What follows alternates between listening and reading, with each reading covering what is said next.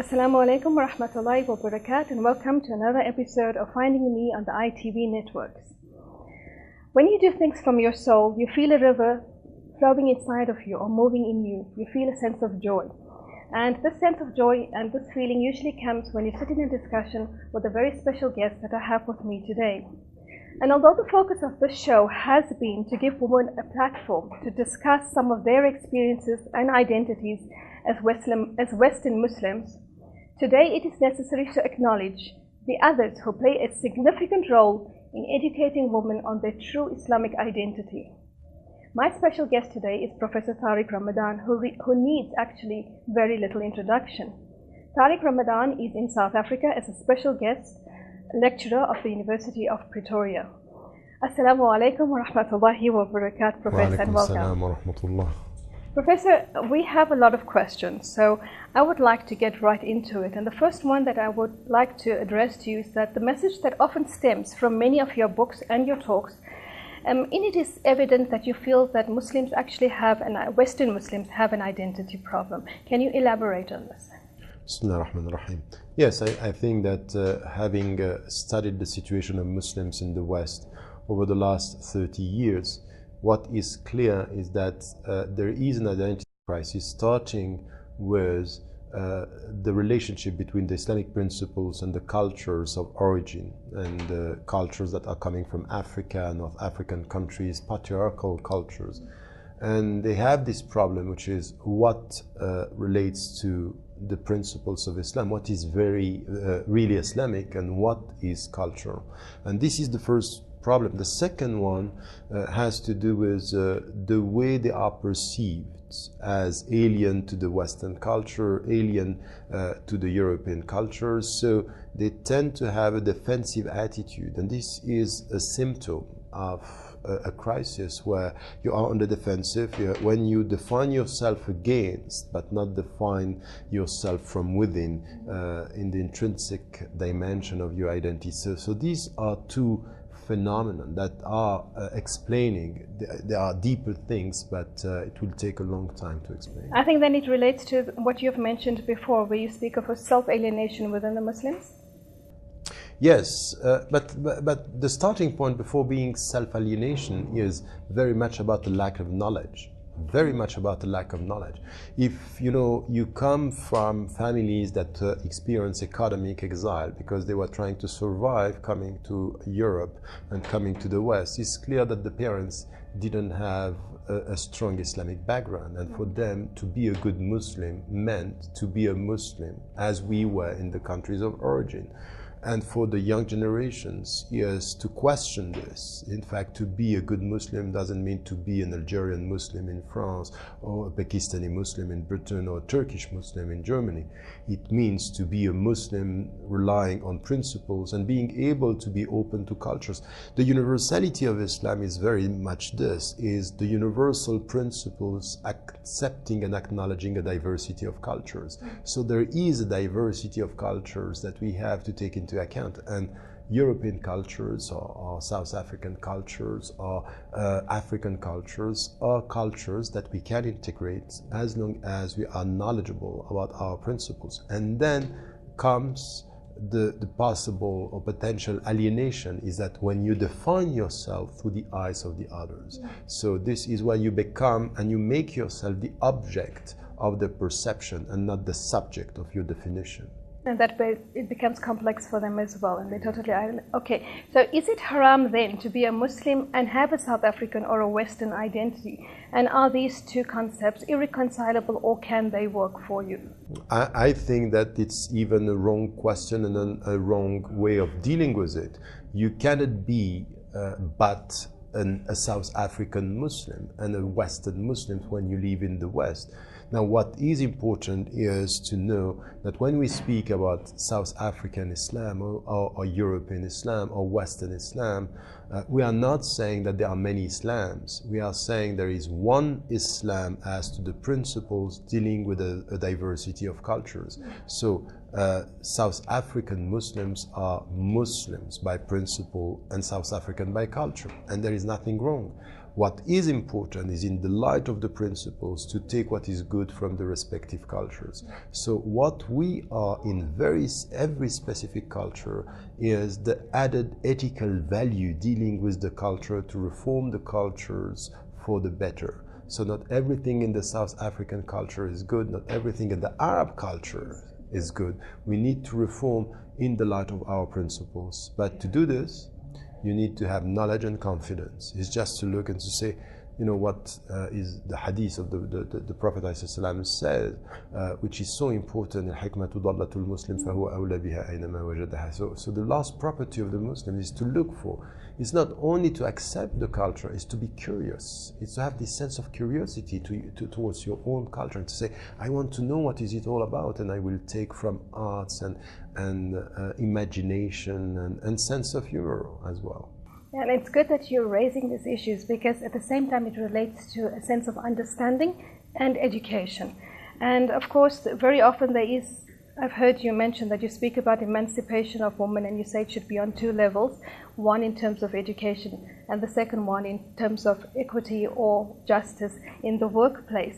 But how would you then respond to those who say that females should not get educated or should not attend public schools or secular institutions such as universities, that it's better that they stay at home, have a home education, that women should have home-based industries, etc.? Because this view is espoused or adopted by many women, and as a result, females are held back. I think it's very much a question of understanding the scriptural sources and understanding the context. When you have a hadith, a prophetic tradition saying, طلب العلم فريضة على كل مسلم ومسلمة, that seeking knowledge is an obligation for all Muslim men and women, that's the starting point of everything, that you have to be knowledgeable, so you have to be educated. Yeah, but can I just stop you there? Because then the distinction then comes when the Prophet ﷺ said, which is what is then taught to the Muslim public, is that he meant only Islamic knowledge, that you should not get... No, but how can they say Islamic knowledge? That is the qualification that is usually... So that's wrong. Yeah. It's knowledge, and in Islam, إِنَّمَا يَخْشَى اللَّهَ مِنْ عِبَادِهِ الْعُلَمَاء, the people who are the more God conscious are the people who are knowledgeable. There is no qualification, and they have no right to qualify this. And by the way, the people who have this very literalist approach and sometimes distorted approach of some scriptural sources, they don't even want the women to have religious knowledge, because it might be that the religious knowledge, they are going to challenge them in the way they are reading some of the scriptural sources in the Quran and the Sunnah. So I would say here that to get knowledge and to be able to have a kind of autonomy, this was the case of Khadija radiallahu anha, and this was the case of Aisha. Aisha was a alima, she was a great mind, and Khadija was autonomous, and she was the Prophet's wife. So we need to get this understanding that today to get knowledge, to be able also to be active within the society, it's so important for two reasons. First, because this is Islamic, and the second, because there is the contextual reality. So if you are isolated at home and you have your kids going to schools, they will come back to you, and if you don't know anything about the society, what is going to be that? How are you going to educate them? You can't educate in isolation. You educate in an environment. So you have to be knowledgeable. So all the people are saying, you are a woman, you are a mother, you stay at home and you educate our kids. For which society? In which environment? So there is a contradiction in terms here. And it might be that the people who are saying this might think about the role of men in the whole educational process. They might be much more involved as opposed to us, the women, to be the only involved. Yeah, and that brings me then to the question, how should Muslims then integrate into their societies? And should they integrate? Because we are often told that we must not integrate, that we are separate and they are separate. I think that the concept of integration was a good one 50 years ago when the processes of living together started. Now it's over. This discussion is not a choice. There is no option here. You are in a society and you need to do something even more. It's to get a sense of belonging. Remember, even the Prophet ﷺ, when he left Mecca to Medina, what he did is to try to get a sense of the Ansari culture, to make it clear that they belong to this society. And at the end, when they came back to Mecca, he himself came back to Medina, getting this sense of belonging within the Medinian culture. And this is why today South Africa or the Western countries are our countries, and we need to work on the sense of belonging. Sense of belonging in Arabic terms or in Islamic terms and terminology has to do with the well-being, maslahat al-nas, which is the public interest. So the better you feel at home in your environment, the better you are going to be with the Islamic principles. The more you don't feel good, the more the principles are perceived as heavy and constraints on you, that you cannot just, it's just something which is separating you from life. So how are you going to understand the call of the Prophet ﷺ saying, Yassiru wa la tu'assiru, make things easy, and Bashiru, make things, this is good news. I'm coming with good news. I'm not coming to tell you that you are lost. I'm telling you that not only you are not perfect, but He's Ar-Rahman, that Allah is the most merciful. This is good news, and feel good. This is what He said to Hanzala, who thought he was an hypocrite, and He told him, Sa'atan fa sa'a ya Hanzala, 1 hour to pray, 1 hour to rest. But you have to rest in order to pray. If you pray all the time, this is not prayer. This is going to be, it's going to be too heavy on you, and you are going to act in a counterproductive way.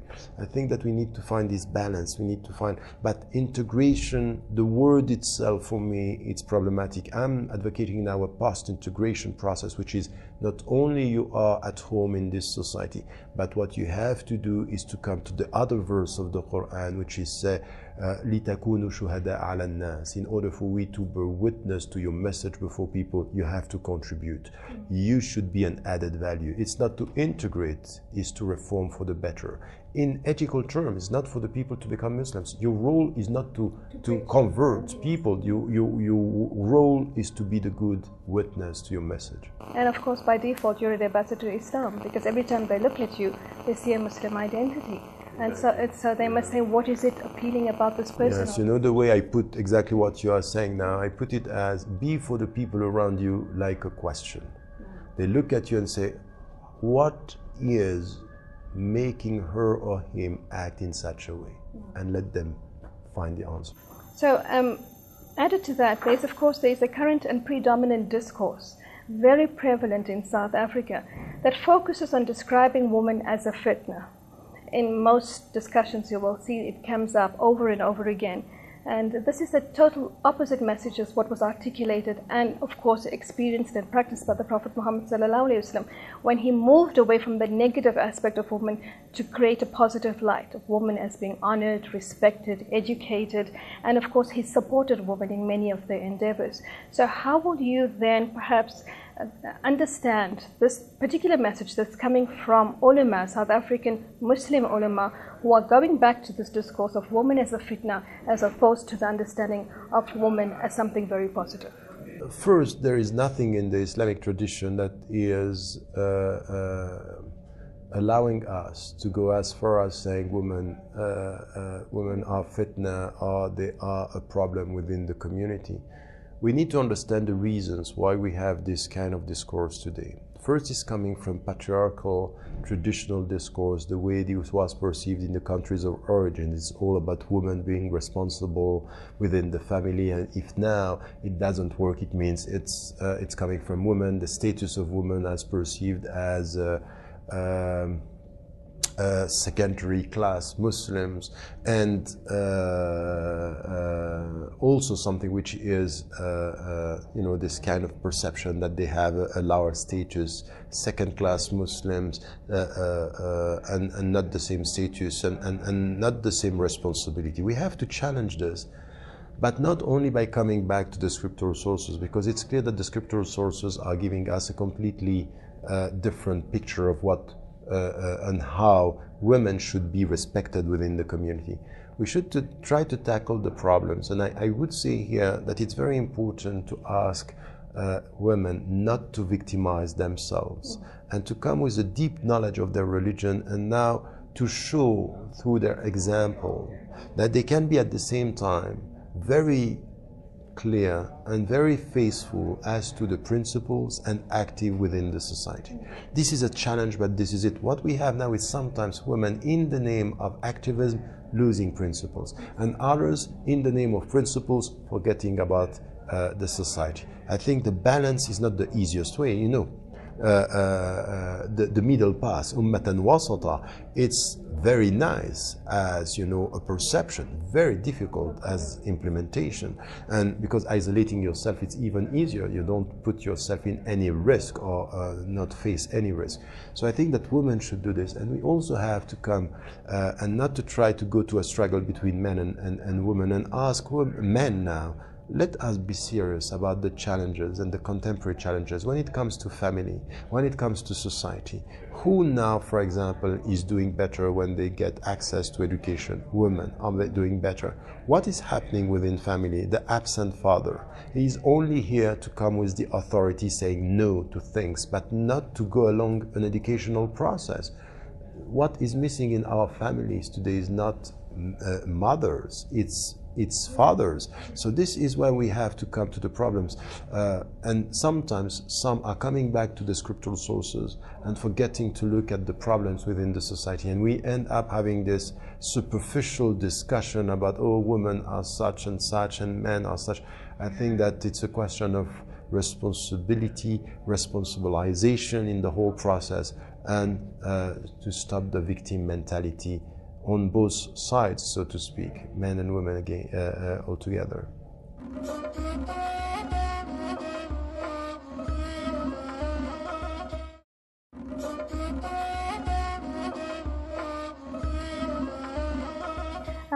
Professor, we were speaking earlier about the cultural context, patriarchy, etc., that comes in and filters into an Islamic understanding.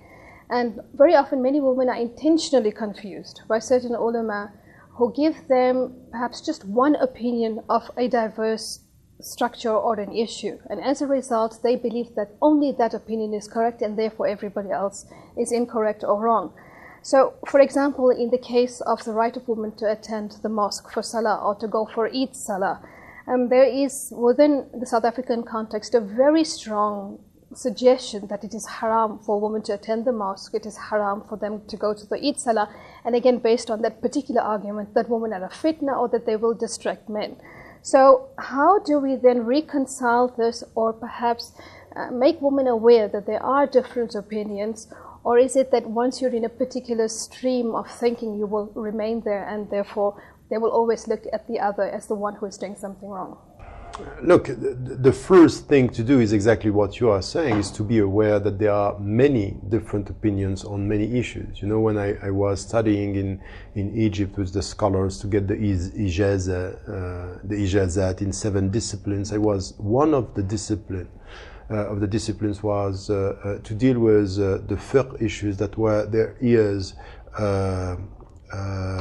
disagreements between the scholars, and we went through 63 different situations where the scholars have different opinions, and we need to be aware of that all these opinions are not less Islamic when they are more flexible. It's not more Islamic when it's tougher. This mentality is wrong. It's the more it's, you know, it's difficult and strict, we feel it's more Islamic, and sometimes the more it's against the West, the more it's Islamic. All this mindset behind is wrong.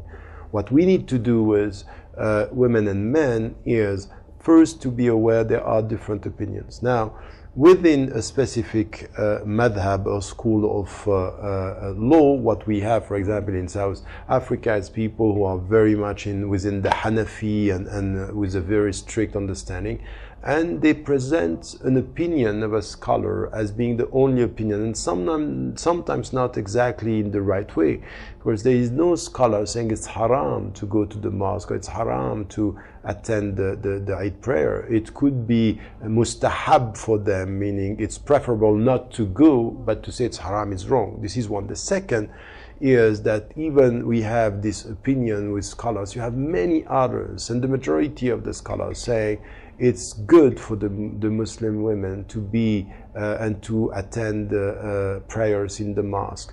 Aisha radiallahu anha was saying, I used to go to pray, and she's talking about two specific prayers by saying during the Maghrib there was still enough light to be seen. So meaning prayer, the Maghrib is at the beginning. And during the Fajr prayer, there was not enough light to be seen, meaning she was going at the beginning as well, which is an explanation and a proof that she was attending the prayer. And we have so many other things. So we need to get this sense that there are many different positions. And now, when you deal with a society in a specific context where there is a majority opinion coming from scholars, coming from a very specific school, to confront them by saying it's wrong is not going to work. But to challenge them by saying there are many other opinions, and in our context it might be that one opinion that worked in a specific context is not the right one now, and we have to rethink our position. This is what women should do. So getting more knowledge, not to put themselves in a situation that this is the only Islamic opinion, to challenge this in a constructive way. It's very important to be knowledgeable and constructive, not only looking for clashes and thinking we are going to change mentality. The more the women are showing that they are attending, that they are active, that they are efficient, and they prove through the efficiency that they are able to be good Muslims as to the principles and effective as activists, the more things are going to move. Inshallah. So then, in this context again, is it, as we have often been told, un-Islamic for Muslims to participate in the political process of their countries? Once again, what you have with this question is some views by some literalists, Salafi literalists, that they think that, you know, the political process, even democracy, it's not Islamic because the democracy is not in the Quran. We have these views. There are today minority views, and what we have to say is the majority opinion, and this is what I have been advocating for the last 30 years. When you are in the West and you are a citizen, to take part in the political discussions and debates, to be involved, may even to be elected and to get a political mandate is something which is not only preferable, but it's a kind of a moral duty. I wouldn't say it's the only thing which, it's not a duty, it's not fard, but I would say it's mustahab, it's better for us because it helps us to understand. So I wouldn't go for this in a discussion which is halal and haram. It's min al mubah, it's permissible, and it's very, very important for the Muslims to be involved in politics without forgetting their principles. And then finally, I would like to know, you speak about living your Sharia. What would you then, in simple terms, mean by that definition? You meant it was far. In simple terms, I would say living your Sharia, you know, there are two things. That the first dimension where you implement your Sharia is طبق الشريعة في قلبك.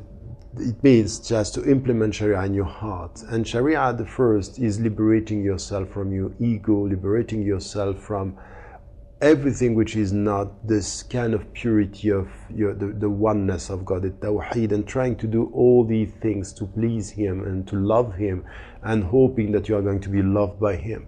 So this is living your Sharia in spiritual terms. So the center of Sharia is this, and all the people who are putting, you know, the mystical tradition outside Sharia are wrong. This is the heart, this is the light, this is what helps you to see, to look at the world. And then in your life it means just to be consistent with your values. It comes to the very simple verse, الَّذِينَ آمَنُوا وَعَمِلُوا الصَّالِحَاتِ, those who believe and do good deeds.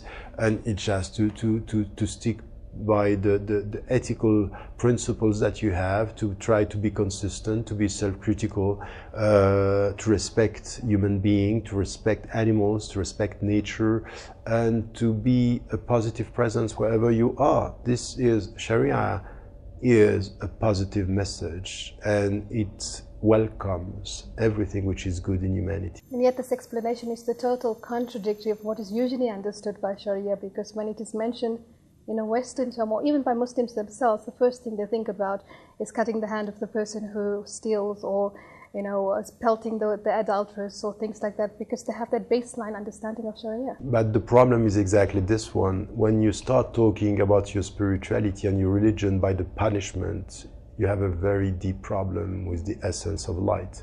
Light is not to be defined by darkness and what you will get in darkness. Light has to be defined by the state of heart and the state of mind and the state of peace that you need to get. So it's the way to look at life, is not the way to look at punishment that defines Sharia. And then in terms of our identity, because we spoke about this double alienation or self-alienation of Muslims, is it possible then, by adopting this standpoint, we ourselves are becoming more discriminatory? Yes, I think that the Muslims today, they have a kind of obsession of halal and haram when they are practicing Muslims, and they tend to they don't feel this, but by protecting themselves in such a way, they are sending a message to the people who are of other faiths, which is negative. It's just, who am I? In the way you are treating me or looking at me, or trying to isolate yourself from who I am and my life. And I think that this is not the way. You have it in the Quran, وَجَعَلْنَاكُمْ شُعُوبًا وَقَبَائِلَ لِتَعَارَفُوا. We made you tribes and nations in order for you to know each other. This mutual knowledge it's important. So the best, when you want to stick to your principles, to be who you want to be confident with your principles and your identity, is to explain. Tell the people are respectful when you explain. Just don't take it as they don't like Islam. They don't like Islam out of ignorance, or because there are people who are pushing them to think that you are a threat. How do you deal with an intellectual threat? You explain, you talk, you communicate. So this is al-hiwar, which is a way of debating and talking and explaining, is something which is important. So I would say to all Muslims, within their family, with their kids, with their wives, with their husbands, with their fellow citizens, talk more and with wisdom. Alhamdulillah. I would like you to leave us with a final comment. The final comment is this one. I think that all what you have been saying and upstream from all your questions, at the end of the day, it's very much something which has to do with trying to understand trying to understand what Islam is all about. And what Islam is all about is, first, to be at peace with God. And there are two ways to be at peace with God. Is to be clear about the fact that if you have a disciplined way of life and you are consistent with your principles, you will get this inner peace. And when you get this inner peace, and it's a challenging process, every day you have to start again this struggle in a noble way, is also to look at the people, and before judging, because they are not like you, try to celebrate the dignity of who they are and who they might be. So it's also a way of not being judgmental about what the people were and have been doing with their life, but to be positive about the potential. And this is it. Islam is about this. You might look at your past with sadness. You should look at your future with commitment. Alhamdulillah, Jazakallah khair. And I think it all comes down ultimately also to the individual personality. And so I would like to leave our viewers with this one particular comment, and it says, personality can open doors, but only character can keep them open. So let us try and build a better character. وآخر دعوانا الحمد لله رب العالمين والسلام عليكم ورحمة الله وبركاته.